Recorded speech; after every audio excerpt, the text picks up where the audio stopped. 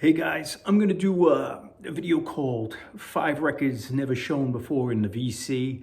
And this was started by Alan Static Traveler like a couple weeks ago. And I thought it was a good idea, and I haven't done a video in a while. So I'll also leave a link to Alan's channel down below, because Alan's a longtime VC cat. But he looks like he just came back. He takes breaks and whatever, but he's a good channel. I like him, even though he's a bit more highbrow than me. Makes me feel like a troglodyte, but Alan's not afraid to get into the gutter with like scratchy 45s and primitive rock and roll. So his channel's worth watching. But 5 records never showed in the VC. I'm not gonna pick any like ultra rare or I'm just picking 5 fun records that I just thought they were enjoyable, worth showing. And number one I'm gonna show is this 45 from 1992 by Roddy Piper, the wrestler. And he cut a single in, I think it was just only released in England. And it's really awesome. It's this great 45 on Epic Sony. And it comes with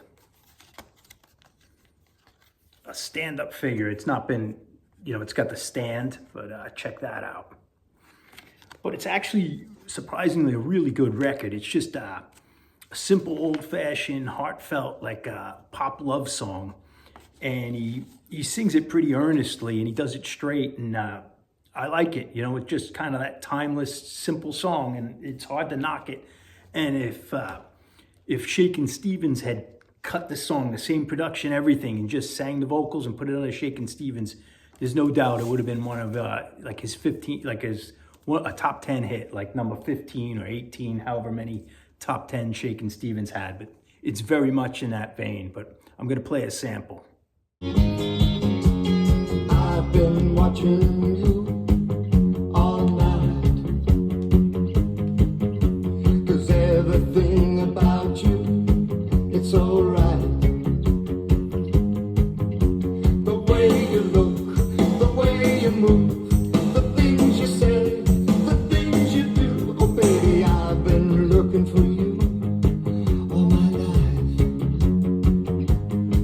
And if you're looking for someone that'll treat you right and never cheat on you and never tell you lies, honey, if that's your plan, I'm your man. Okay, record number 2, we're going to heavy metal. And this is 1988 by a complete unknown band.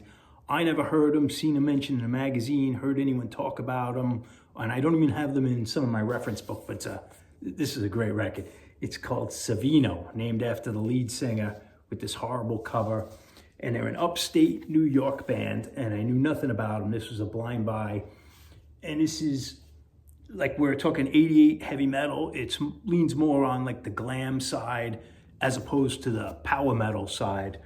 But it's just, musically, I'll probably give it a 5 out of 10 stars. But as far as fun and just cool artifact, I'd give this 8 out of 10. And it's a band with no manager, no advisor, no producer, no record label, just put out this self-released record. And it's kind of a disaster. But you can barely make out the name of the band, Savino, and the name of the album is Sex Mentally Assaulted, which you can't read the title of the album. And if you do, they misspelled assaulted with 2 L's, but then they spell it right on the back. And it's just all independent release, hand scribbled. And it reminds me of like a real, like Paul Stanley's singing style in the 1980s. Except like if like you didn't really have the talent and you were hungover and did a lot of cocaine, that's the kind of vibe you're getting. But I love this photo of them in their party house, and it's got like the weeds overgrown, the peeling paint. They got the Savino just spray painted on the old nameplate. And it just looked like this was some wild house in upstate New York, and everything's handwritten, misspellings. And there's a couple good tracks.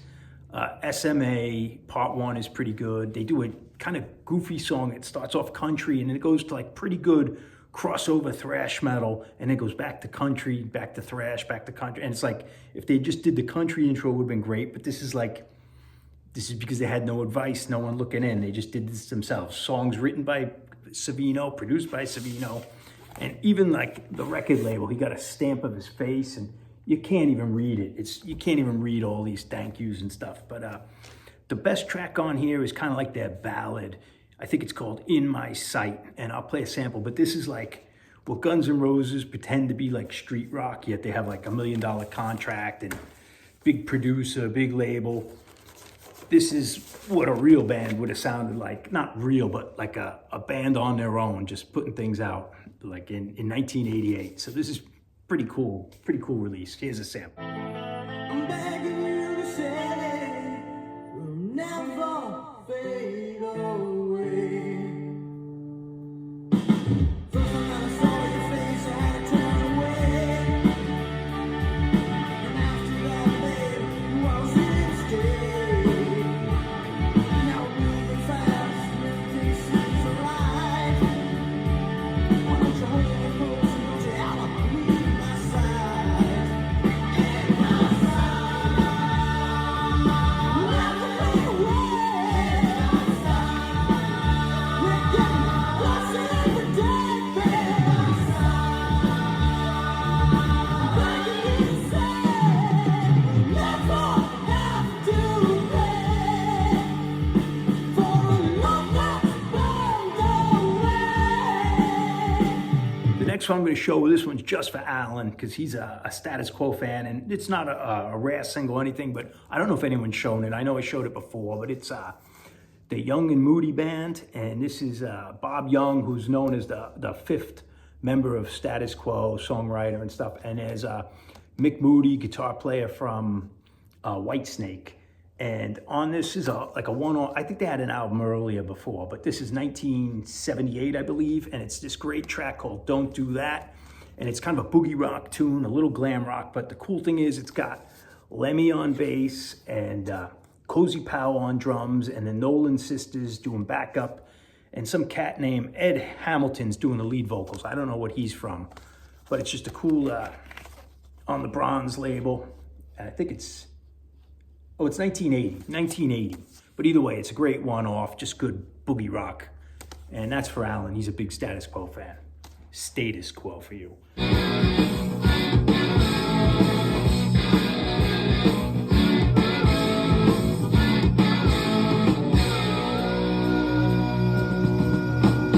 What you mean to me is going down in history. People are saying when they talk of the town. Yes, you ought to know I'm never gonna let you go. I'll be broken if you let me down.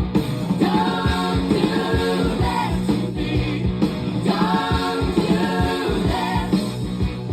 Don't do that to me. Can't do that. Next one, just a fun record, and I don't know, they had two records, the Len Bright Combo, 1986, and kind of an unknown band, but Len Bright, the combo is actually Eric Goulden, better known as Reckless Eric from Stiff Records fame, Whole Wild World, Take the Cash, pretty famous artist, but he got together with like the Cats from the Chatham Medway area. It's Bruce Brand on drums from the Headcoats and a million other bands. And what's the guitar's name? Russ Wilkins, who I think was in the Pop Rivets, bass guitar, Pop Rivets and the Milkshakes. And it's that whole Medway Chatham sound, if you like Billy Childish. And they did two albums together. So it's kind of like Reckless Eric singing with the Headcoats in a way. But they got some great titles because they were just having fun. You know, You're Gonna Screw My Head Off, Selena, Through the Windshield, Young, Upwardly Mobile, and Stupid. But I'm gonna play, I'll play the track, Someone Must Have Nailed Us Together, a nice love song. But both records, there's another one called Combo Time after it, but I don't know if anyone's ever shown the Len Bright Combo, and they seldom get talked about when you talk about Reckless Eric. Say we're lucky to both be alive.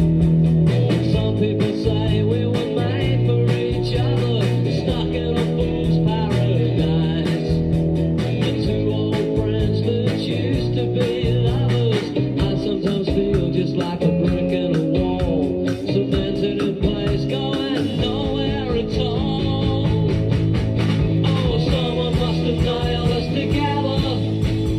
Someone must have nailed us together. Oh, someone must last record, I know I showed this years ago, awesome punk rock relic. This is the Warsaw Pakt from, I think, 1978. And they did this record themselves, and it's stamped and put stickers on, and each one looks slightly different, and they were numbered. I forget what they were numbered. This is number 41, but maybe let's say they did 1,000, but they did it all in 24 hours. And Warsaw Pakt featured Andy Cloquahone, who was also in like the Pink Fairies, later Pink Fairies, and maybe the Deviants, and Lucas Fox on drums, who was original Motorhead drummer. And I'm not sure who the other cats are, Chris Underhill, Jimmy Cow, but it's an awesome punk rock record, a little bit more on the 60s kind of mod, like early Who meets 77 punk. But they recorded and got this record in the shops, and they dated exactly how it went down. Saturday, the 26th of November at 10 p.m., they did a run through, and then they record side 1, side 2. Sunday, the 27th at 1 a.m., the master was delivered. Then the master arrives at Leicester factory. Then at 5 a.m., the factory grows the stamper. Then at 8 a.m., the stamper was driven to West Drayton very fast. And Sunday, the 27th, the positive stamper was made at pressing plant. Cooling time at 12 a.m., packaging at 2 p.m. That's when they stamped it and put the stickers on. And then 4 p.m., distribution starts, and it was in the record shops by 7 p.m. Sunday evening after starting on Saturday night. So that's great. Like 24 hours they had this record recorded, pressed, and done. But cool thing, I know it's been reissued. It comes in this crazy cardboard thing. It's a little bigger than a regular LP, but awesome record. They look cool, and it's great punk rock and roll record. And I'll end you with that track. And that's about it. Cheers, guys. I